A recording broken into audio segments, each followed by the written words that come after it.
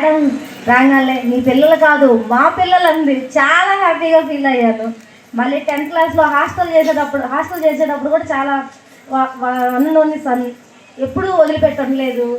అలా చాలా చాలా ఇబ్బందిగా ఉంది ఎలా హాస్టల్లో చేర్చాలి అని. కానీ మేడం దగ్గర వచ్చిన తర్వాత మీకేం ఇబ్బంది లేదు, మా పిల్లల్లా చూసుకుంటాం, మీ పిల్లలు కాదు ఇంకా మర్చిపోండి, మా పిల్లల్లాగా మేము ఇంకా అలానే ఉన్నారు. 1 year నుంచి హాస్టల్లో ఉన్నా కానీ పిల్లలకి ఇంటి ధ్యాస అనేది లేకుండా చేశారు. ఎప్పుడైనా ఇంటికి వచ్చినప్పుడు 2 days 1 day ఉన్నాను, నేను హాస్టల్కి వెళ్ళిపోతా అనేటట్టు చేశారు. చాలా థ్యాంక్స్ మేడం.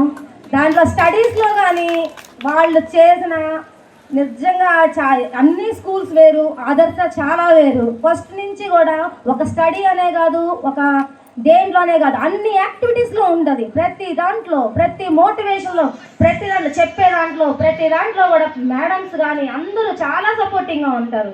వచ్చిన తర్వాత మాట్లాడే విధానం కానీ, పిల్లలు పలకరించే విధానంలో కానీ ప్రతి దాంట్లో కూడా చాలా చాలా గ్రేట్గా ఫీల్ అవుతున్నాను ఈ స్కూల్లో జాయిన్ చేసినందుకు. మా పిల్లల్ని 10th thank you so much madam. మా పిల్లల్ని 10th దాకా అది మీకంటే నాకు బాగా అనిపిస్తుంది. 1 year వచ్చి బాగా మాట్లాడేవాళ్ళం.